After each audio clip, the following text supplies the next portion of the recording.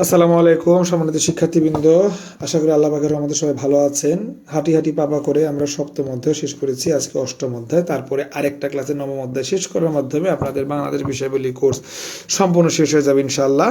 তো এই কোর্স পরিচালনায় আলহামদুলিল্লাহ আমি হাসিব স্যার ছিলাম আপনাদের সাথে। আশা করি আপনাদের একটা ভালো পরিবেশনা দিতে পেরেছি ইনশাআল্লাহ। তো দেরি না করে আমরা অষ্টম অধ্যায় বাংলাদেশ সরকার ব্যবস্থা চলে আসছি, মানে শেষ করে দেবে ইনশাআল্লাহ, শুরু করে দেবে আর কি। তো বাংলাদেশের বিষয়গুলি অষ্টম অধ্যায়, সেটা হচ্ছে বাংলাদেশ সরকার ব্যবস্থা। আমরা এই পর্যায়ে সরকার বিভাগ সম্পর্কে জানবো, আইন বিভাগ, বিচার বিভাগ, শাসন বিভাগ। এগুলো আমরা মোটামুটি সংবিধানের ক্লাসগুলোতে ধারণা নিয়ে নিয়েছি। হ্যাঁ, অন্তর্বর্তীকালীন সরকার এটা গুরুত্বপূর্ণ মন্ত্রণালয়, সিভিল সার্ভিস, বাংলাদেশ প্রশাসনিক কাঠামো, বাংলাদেশ মাঠ প্রশাসন, স্থানীয় সরকার এবং প্রতিরক্ষা শৃঙ্খলা, এই সব সম্পর্কে একটা সম্যক ধারণা আমরা পেতে চলেছি আজকের ক্লাসটাতে। দেরি না করে চলেন ক্লাসটা শুরু করে দিই। অষ্টম অধ্যায় বাংলাদেশের সরকার ব্যবস্থা।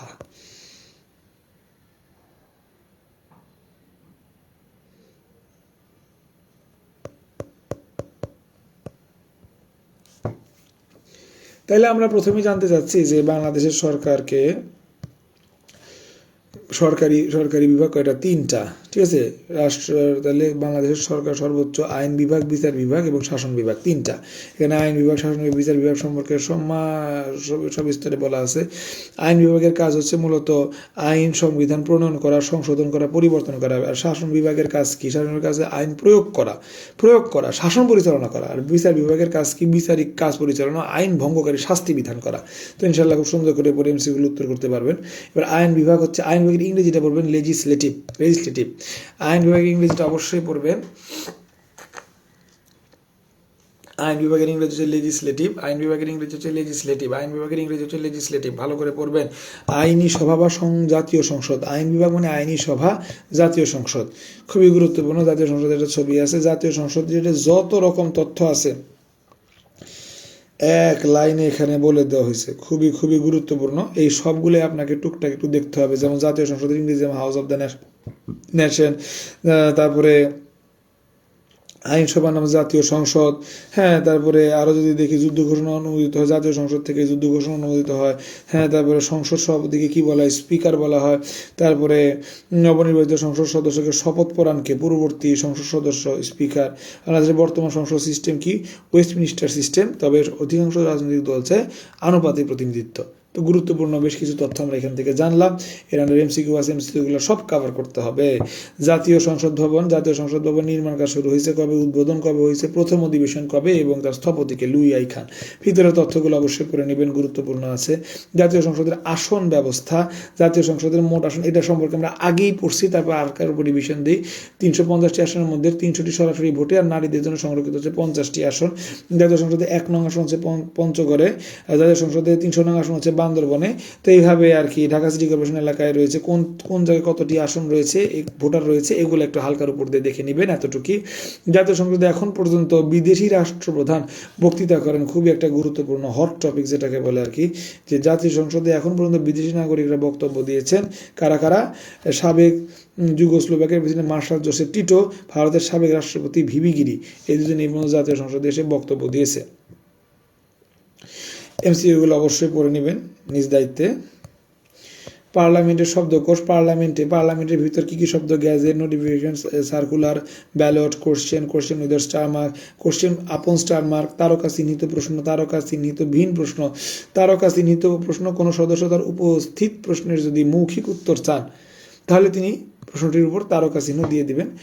যেসব প্রশ্ন কোনো তারকা চিহ্ন থাকে না সেগুলো তারকাবিহীন চিহ্ন বলে। তারকাবিহীন চিহ্ন প্রশ্নের উত্তর লিখিতভাবে দেওয়া হয়। মৌখিক হইলে তারকা দিবে, মানে মৌখিক উত্তর চাইলে তারকা কইরে, এই যে মৌখিক উত্তর হইলে তারকা, আর লিখিত উত্তর হইলে আপনার তারকাবিহীন। সাপ্লিমেন্টারি কোশ্চেন, কিচেন ক্যাবিনেট মানে কি? রাষ্ট্র সরকার প্রধানের আনুষ্ঠানিক উপদেষ্টা মণ্ডলী, কিচেন ক্যাবিনেট। তো এরকম আরও অনেক কিছু অ্যাক্রোনিয়াম আছে, এগুলো পড়ে নেবেন ইনশাআল্লাহ। এরপরে আইনের নাম, পাশের সাল। মুসলিম পারিবারিক আইন কত সালে পাশ হয়েছে? শিশু অধিকার আইন কত সালে পাশ হয়েছে? মানবাধিকার নিয়ন্ত্রণ আইন কত সালে পাশ হয়েছে? বন্যপ্রাণী সংরক্ষণ আইন কত সালে পাশ হয়েছে? নিরাপদ খাদ্য কত সালে পাশ হয়েছে? এগুলো একটু অবশ্যই পড়ে নেবেন। আইন বিষয়ক গুরুত্বপূর্ণ ধারা, এই যে আমরা তো এগুলো এসে অলরেডি পড়েইছি। কিসে? এই অধ্যায় 4 সংবিধানে তো অলরেডি আমরা এগুলো কভার করেই আসছি। তো এখানে আইন বিষয়ক বেশ কিছু ধারা বলা আছে, যেমন বিনা ওয়ারেন্টে পুলিশ কর্তৃক গ্রেপ্তারের ধারা, এজাহার রেকর্ড, ইফটিসিং বিরোধী ধারা, মাঠে চলাফেরা অবাধ, মাঠে চলাফেরা, মানুষের চলাফেরা, আচরণ ও কর্মকাণ্ডের উপর বিধিনিষেধের ধারা, পুলিশ জবানবন্দির রেকর্ড, এটা দরকার নাই, বাংলাদেশের পেনাল কোডের একটি ধারা। তো এগুলা কোন কোন ধারায় আছে এগুলো সংবিধানেই পড়ানো হয়েছে, প্লাস এখন একটু রিভিশন দিয়ে দিলাম, ভালো করে পড়বেন। বিচার বিভাগ, আর বিচার বিভাগ দেখছেন কোর্ট থেকে মানুষের উপর যাচ্ছে এবং এক্সিকিউটিভের উপর যাচ্ছে। তাহলে বিচার বিভাগের সাথে প্রথমেই চলে আসতেছে সুপ্রিম কোর্ট। ও আল্লাহ,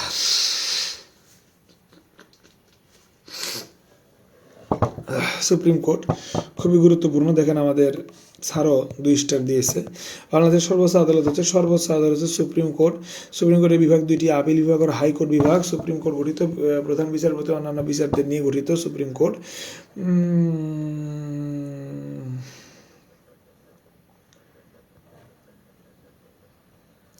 সুপ্রিম কোর্টের বিচারপতি হবার যোগ্যতা, এটা খুব ভালো করে পড়বেন, এটা আমরা আগেও পড়েছিলাম সংবিধানের ক্ষেত্রে। পারিবারিক আদালত কি, পরিবেশ আদালত কি, শ্রম আদালত কি, দ্রুত বিচার ট্রাইব্যুনাল কি, প্রশাসনিক ট্রাইব্যুনাল কি, মোবাইল কোর্ট কি, এগুলো সব একটু হালকার উপরে দেখবেন। আসেন আমরা হালকার উপরে যদি একটু দেখি। পারিবারিক আদালত কি, পারিবার আদালত গঠিত মুসলিম পারিবারিক আইন এত সালের। পরিবেশ আদালত কি, পরিবেশ আদালত পাশ হয়েছে 2000 সালে। শ্রম আদালত কি, শ্রম আদালত 13টি শ্রম আদালতে স্থাপিত হয়। আচ্ছা, এটা দরকার নাই, শ্রম আদালত দরকার নাই। তারপরে কি, দ্রুত বিচার ট্রাইব্যুনাল, চাঞ্চল্যকর হত্যা, ধর্ষণ, মানে মূল হট যে ক্রাইমগুলো আছে সেগুলোর জন্য দ্রুত বিচারের ক্ষেত্রে দ্রুত বিচার ট্রাইব্যুনাল 2002 সাল থেকে চলে আসছে। প্রশাসনিক ট্রাইব্যুনাল হচ্ছে সরকারি বিধিবদ্ধ সরকারি প্রতিষ্ঠানে কর্মকর্তাদের নিয়োগ, পদোন্নতি, জ্যেষ্ঠতা, বরখাস্ত, পেনশন, সরকারি যে সকল ইস্যু আছে সেগুলো হচ্ছে প্রশাসনিক ট্রাইব্যুনাল। আর মোবাইল কোর্ট, ভ্রাম্যমাণ আর কি, মোবাইল কোর্ট হচ্ছে অপরাধ তাৎক্ষণিক শাস্তি দেওয়ার লক্ষ্যে গঠিত সংক্ষিপ্ত আদালত বা ভ্রাম্যমাণ আদালত। হ্যাঁ, সহকারী কমিশনার থেকে জেলা ম্যাজিস্ট্রেট পর্যন্ত ম্যাজিস্ট্রেট এর বিচারক হয়ে থাকে, এই আর কি বিষয়। তো বুঝলেন এটা। তারপর মানবাধিকার অপরাধ ট্রাইব্যুনাল ও শেখ হাসিনা।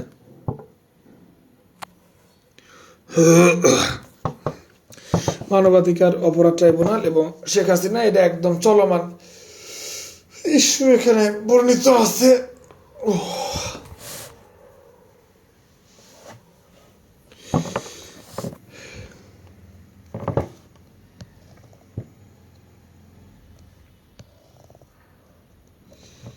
2010 সালের 5ই অপরাধ ট্রাইব্যুনাল অ্যাক্ট অনুযায়ী বর্তমানে চলছে জুলাই বিপ্লবের গণহত্যাটা। বর্তমান চেয়ারম্যান হচ্ছে বিচারপতিগুলো, এটা দরকার আর কি, সদস্য 3 জন।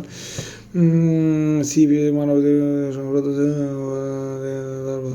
দরকার নাই। শেখ হাসিনার বিরুদ্ধে মামলা হয়েছে, শেখ হাসিনা রিলেটেড তথ্যগুলো দাগ দেন। বিচার কার্যক্রম 2017 অক্টোবর থেকে শুরু হয়েছে, এতটুকু। বিচার বিভাগ পৃথকীকরণ এটা খুবই হট টপিক, এটা পড়বেন।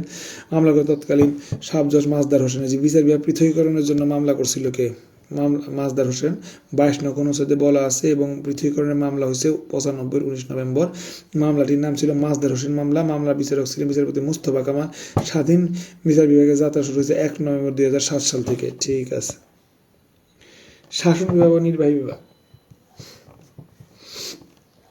বিচার বিভাগের পর নির্বাহী বিভাগ কিংবা শাসন বিভাগ এক্সিকিউটিভ বিষয়। নির্বাহী বিভাগের সর্বোচ্চ প্রশাসনিক কর্তৃপক্ষ হচ্ছে আমলাবর্গ।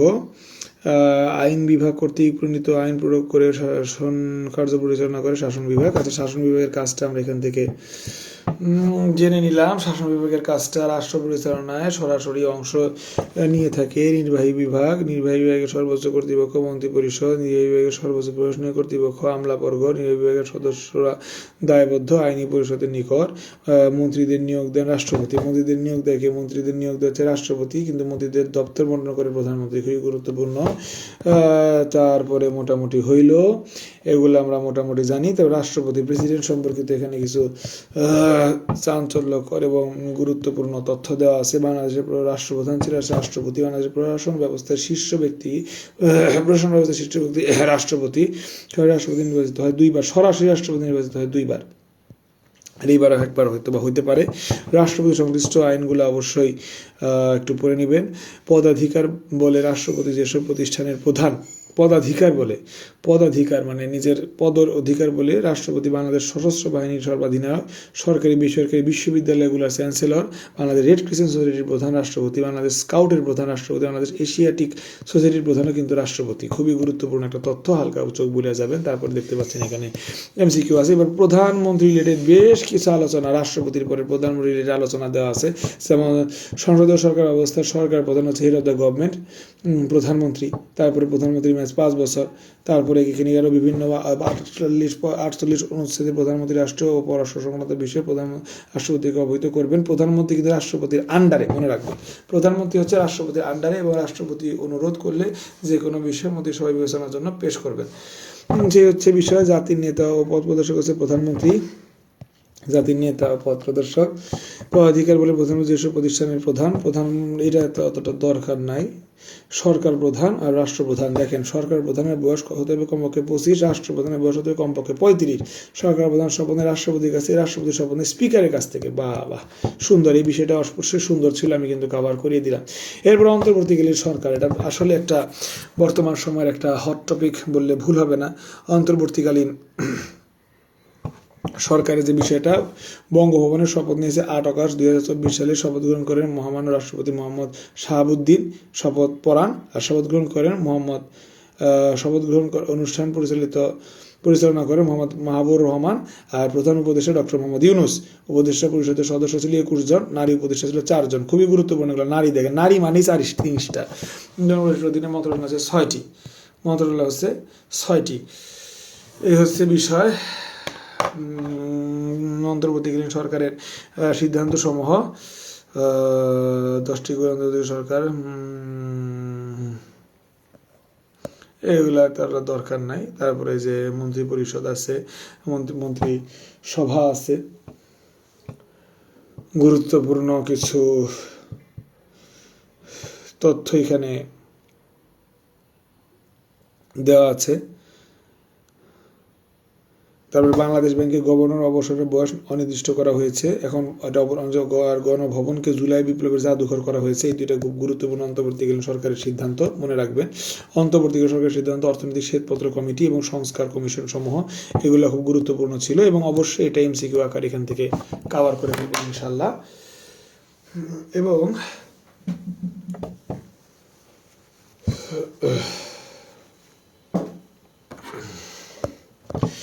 পরবর্তীতে মন্ত্রণালয় সমূহ খুবই গুরুত্বপূর্ণ।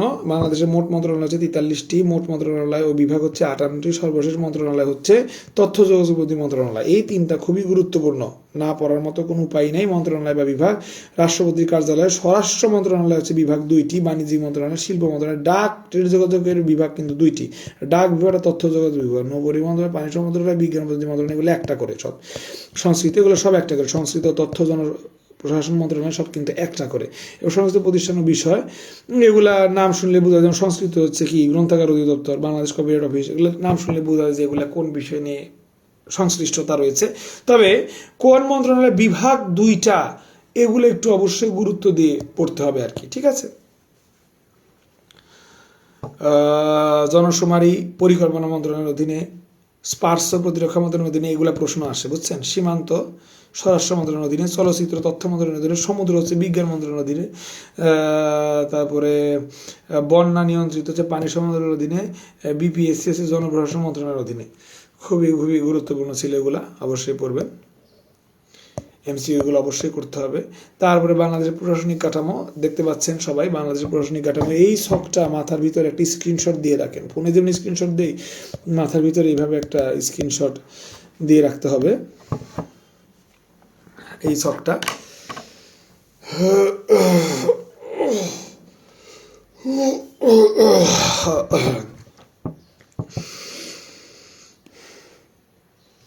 সচিবালয়, এটা হচ্ছে কেন্দ্রীয় প্রশাসন, বিভাগীয় প্রশাসন, জেলা প্রশাসন, উপজেলা প্রশাসন, এগুলো হচ্ছে মাঠ পর্যায়ে। তাহলে এখান থেকে শিখলেন যে প্রশাসনটা হচ্ছে কেন্দ্রীয় প্রশাসনটা মাঠ প্রশাসন, কেন্দ্রীয় প্রশাসন সচিবালয়, আর মাঠ প্রশাসন হচ্ছে এই 3টা। আবার রাষ্ট্রপতি এবং রাষ্ট্রপ্রধান, রাষ্ট্রপতির নিচে প্রধানমন্ত্রী, রাষ্ট্রপ্রধানের নিচে সরকার প্রধান, প্রধানমন্ত্রীর নিচে মন্ত্রী পরিষদ, মন্ত্রীর নিচে সচিবালয়, এই সচিবালয় যেখানে আছে, সচিবালয়ের নিচে মন্ত্রণালয়, মন্ত্রণালয় নিচে বিভাগ, বিভাগের নিচে উপবিভাগ। তো মোটামুটি এই ছিল এই ছকের সারমর্ম সচিবালয় ও মন্ত্রণালয় দুইটা একসাথে এখানে দিয়ে দিয়েছে আলহামদুলিল্লাহ। সচিবালয় কয়টা? মোটামুটি 4টা। বাংলাদেশ সচিবালয়, জাতীয় সংসদ সচিবালয়, নির্বাচন কমিশন সচিবালয় এবং কর্ম সচিবালয়, খুবই গুরুত্বপূর্ণ। তারপরে সচিবালয়ের অধিদপ্তর আর পরিদপ্তর, মন্ত্রীর নিচে প্রতিরক্ষা মন্ত্রী, উপদেষ্টা মন্ত্রী, সচিব, তার নিচে অতিরিক্ত সচিব, তার নিচে যুগ্ম সচিব, উপসচিব, সিনিয়র সহকারী সচিব, সহকারী সচিব।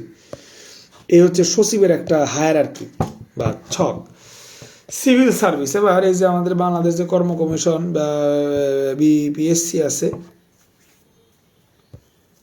সেই বিপিএসসি রিলেটেড সিভিল সার্ভিস। এখন সিভিল সার্ভিস, এগুলা সিভিল সার্ভিসের পূর্ব নাম, ইতিহাসগুলো হালকার উপর দিয়ে পড়বেন। বাংলাদেশের সিভিল সার্ভিস বিসিএস, সিভিল সার্ভিসের সংস্কৃত রয়েছে বিসিএস, এগুলো তো মোটামুটি সবাই জানে। বাংলাদেশ কর্ম কমিশনের বর্তমান ক্যাডার সংখ্যা 26টি, মানে ক্যাডার পদ সংখ্যা, সাধারণ ক্যাডার হচ্ছে 14টি, প্রফেশনাল ক্যাডার হচ্ছে 12টি, টোটাল 26টি।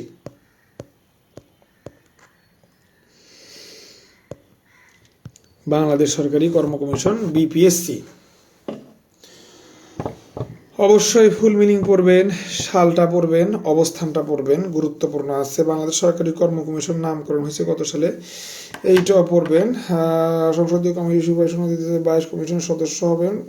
সর্বোচ্চ কত বছরের? সদস্যদের সর্বোচ্চ 20 বছর সময় লাগবে। আর বাংলাদেশ লোক প্রশাসন প্রশিক্ষণ কেন্দ্র ফুল মিনিংটা পড়বেন আর কোথায় অবস্থিত পড়বেন। আর বিসিএস প্রশাসন ক্যাডারের ফুল মিনিং কি? বিসিএস অ্যাডমিনিস্ট্রেশন একাডেমি, শাহবাগ, ঢাকায় অবস্থিত। প্রধান হচ্ছে রেক্টর। হ্যাঁ, প্রধানটাকে? প্রধান রেক্টর। বিপিএডিসির প্রধান রেক্টর, বিসিএস এর প্রধান হচ্ছে রেক্টর।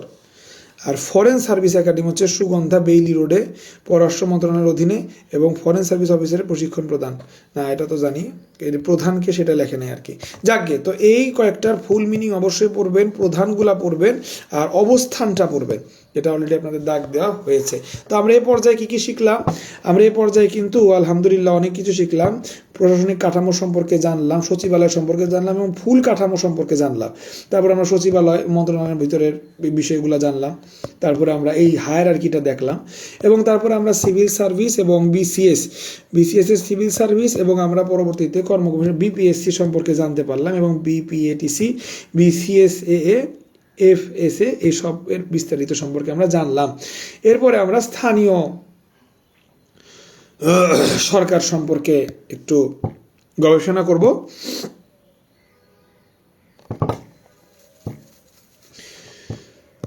স্থানীয় শাসন সম্পর্কে সংবিধানে বলা আছে কততে? 59 এবং 60 অনুচ্ছেদে বলা আছে স্থানীয় সরকার ব্যবস্থা সর্বপ্রথম চালু হয়েছে কত সালে? 1972 সালে। স্থানীয় শাসন অর্ডিন্যান্স জারি করা হয়েছে 1976 সালে। সালগুলা গুরুত্বপূর্ণ। স্থানীয় শাসন কর্তৃপক্ষকে স্থানীয় সরকারও বলা হয়। স্থানীয় শাসন কমিশন গঠিত হয়েছে 1996 সালে। বাংলাদেশে কর্তৃত্ব সম্পন্ন শাসন ব্যবস্থা কয়টা? 2 ভাগে বিভক্ত, একটা স্থানীয় শাসন, একটা স্থানীয় স্বায়ত্ত শাসন। তো অবশ্যই এইভাবে একটু যেগুলো দাগালাম পড়বেন। স্থানীয় সরকার, লোকাল গভর্নমেন্ট; স্থানীয় স্বায়ত্তশাসিত সরকার, লোকাল সেলফ গভর্নমেন্ট। দেশকে ক্ষুদ্র ক্ষুদ্র অংশে ভাগ করে প্রত্যেক অংশ সুষ্ঠুভাবে শাসন করাকে স্থানীয় সরকার বলে। আর কেন্দ্রীয় সরকার ও সংবিধানের বিধানের সৃষ্ট স্থানীয় পর্যায়ে নির্বাচিত প্রতিনিধিকে স্থানীয় স্বায়ত্তশাসিত সরকার বলে। ঠিক আছে, এরা জেলা পরিষদের স্থানীয় সরকার, অন্যদিকে ইউনিয়ন পরিষদের এরা স্থায়ী সরকার। এদের নিজস্ব কোনো নীতি নেই, কিন্তু অন্যদিকে স্থানীয় স্বায়ত্তশাসিত সরকারের নিজস্ব নীতি রয়েছে। সরকারের নীতি কর্মসূচি বাস্তবায়ন করে, আর জনগণের কল্যাণে কাজ করে। তাহলে দেখছেন, এটা হচ্ছে আপনার একটু সরকার দ্বারা পরিচালিত এইটা, আর ডান পাশেরটা হচ্ছে একদম স্বেচ্ছাসেবী মতো আর কি, নিজের ইচ্ছা দ্বারা পরিচালিত। স্থানীয় সরকারের পরে আমরা দেখতে পাচ্ছি স্থানীয় সরকার এবং স্থানীয়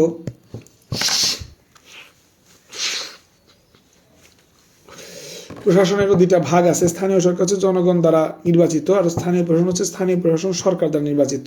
কাজের ক্ষেত্রে জনগণের জন্য কাছে দায়বদ্ধ, কাজের ক্ষেত্রে সরকারের কাছে দায়বদ্ধ। স্থানীয় সরকার, স্থানীয় প্রশাসন। গ্রাম স্তরে হচ্ছে 3টা, জেলা, উপজেলা, ইউনিয়ন। শহর স্তরে হচ্ছে সিটি কর্পোরেশন, পৌরসভা। খুবই গুরুত্বপূর্ণ, আশা করি মোটামুটি বুঝতে পারলেন। তো এই ছিল মোটামুটি স্থানীয় সরকার ব্যবস্থা। স্থানীয় সরকার ব্যবস্থায় আমরা মোটামুটি শিখলাম যে স্থানীয় সরকার এবং স্থানীয় স্বায়ত্তশাসিত সরকার। তারপর আমরা স্থানীয় সরকার এবং প্রশাসনিক সরকার বা স্থানীয় প্রশাসন এইগুলোর ভিতরে পার্থক্য সম্পর্কে জানলাম এবং গ্রাম স্তরে কত লেভেল আছে, মানে গ্রাম স্তরে কয়টা পর্যায়ে আছে এবং শহর স্তরে কয়টা পর্যায়ে আছে সেই সম্পর্কে আমরা জানলাম এবং জানার মাধ্যমে আমরা ইনশাল্লাহ এমসিকিউ শেষ করে দিলাম, মানে বাসায় পড়বেন আর কি। এবং পৌরসভা রিলেটেড কিছু চাঞ্চল্যকর তথ্য আমরা জানবো। পৌরসভা কি, মিউনিসিপ্যালিটি, আর সিটি কর্পোরেশন কি। দেখেন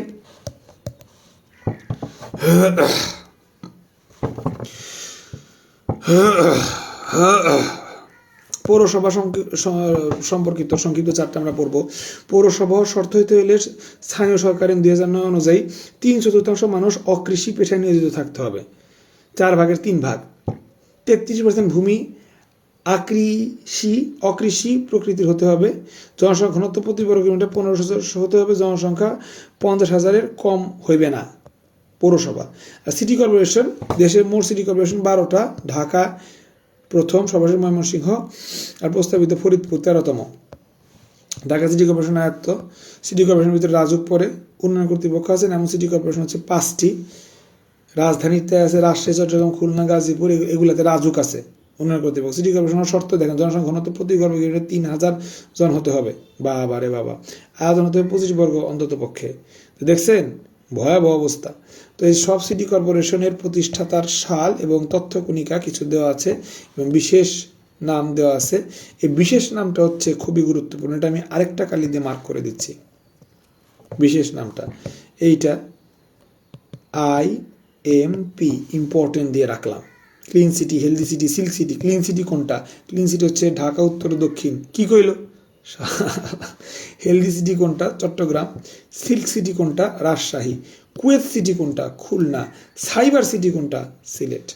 এই হচ্ছে মোটামুটি আপনার সিটি কর্পোরেশন সম্পর্কিত কিছু চাঞ্চল্যকর তথ্য। আর পৌরসভা সম্পর্কিত তো ছোট একটা পড়লাম, হয়ে গেল। আপনারা ভিতরে অবশ্যই পড়ে নেবেন এই যে পৌর মেয়র ও কাউন্সিলরের পদবি, পৌরসভার চেয়ারম্যানকে মেয়র বলে, আরও চাঞ্চল্যকর তথ্য এখানে আছে। যেমন ঢাকা সিটি কর্পোরেশনের প্রথম নির্বাচিত মেয়র কে ছিল? মোহাম্মদ হানিফ ছিল।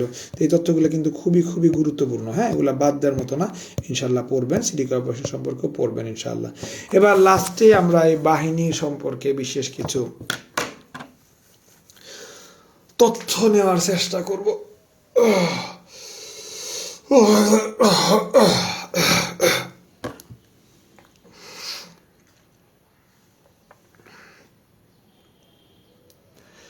বাহিনী সম্পর্কিত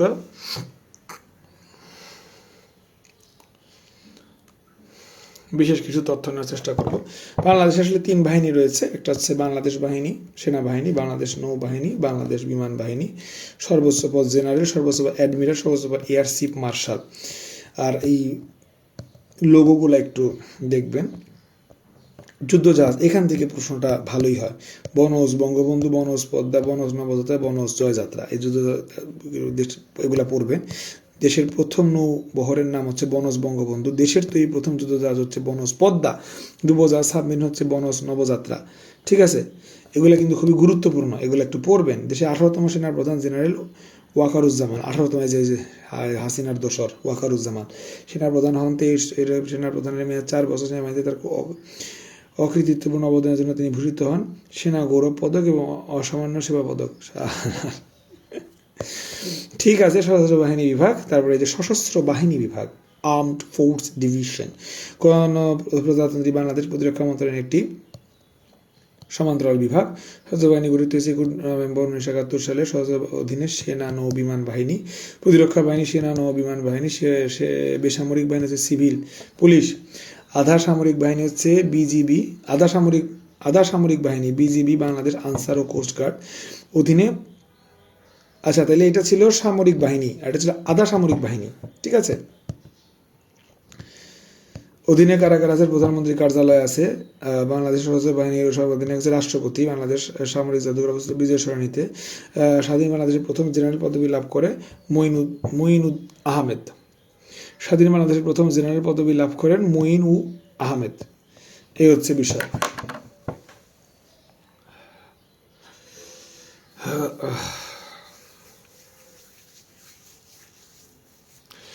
তো এই ছিল মোটামুটি আমাদের সশস্ত্র বাহিনী রিলেটেড কিছু ইনফরমেশন, তথ্য আমরা এই পর্যায়ে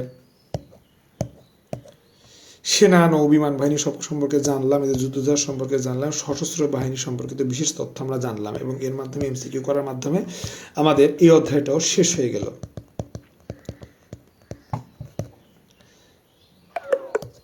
আমরা দেখতে পাচ্ছি সপ্তম অধ্যায়টা আমরা খুব সুন্দর করে শেষ করেছি আলহামদুলিল্লাহ। বাংলাদেশের রাজনৈতিক ব্যবস্থা, অষ্টম অধ্যায়টা আমরা খুব সুন্দর করে শেষ করেছি। বাংলাদেশের সরকার ব্যবস্থা। কেন অষ্টম অধ্যায়? কারণ এই দেখেন, এই যে অষ্টম অধ্যায় সরকার ব্যবস্থা, সরকার বিভাগ জানলাম, বিচার বিভাগ জানলাম, আইন বিভাগ জানলাম, শাসন বিভাগ জানলাম, অন্তর্বর্তীকালীন সরকার সম্পর্কে জানলাম, মন্ত্রণালয়, সিভিল সার্ভিস, হ্যাঁ এই যে বিপিএটিসি, বিপিএসসি, স্থানীয় সরকার, মাঠ পর্যায়ের প্রশাসন, প্রতিরক্ষা শৃঙ্খলা, সবগুলাই কিন্তু আমরা একবার রিভিশন দিয়ে আলহামদুলিল্লাহ অধ্যায় 8টা খুব ভালো করে আমরা শেষ করলাম, এবং অধ্যায়টা শেষ করে আমরা আলহামদুলিল্লাহ ফিনিশ লাইনে চলে এসেছি। তো দেখতে পাচ্ছেন এই ছিল আমাদের আজকের আয়োজন অধ্যায় 8 নিয়ে। গতদিন অধ্যায় 7 এবং আজকে অধ্যায় 8 শেষ হয়েছে আলহামদুলিল্লাহ। আরেকটা ক্লাস হলে অধ্যায় 9 শেষ হবে এবং সেখানে আমাদের কোর্সটা সম্পন্ন হয়ে যাবে। তো ভালো থাকবেন, সে পর্যন্ত দোয়া রাখবেন সবাই। আল্লাহ হাফেজ, আসসালামু আলাইকুম।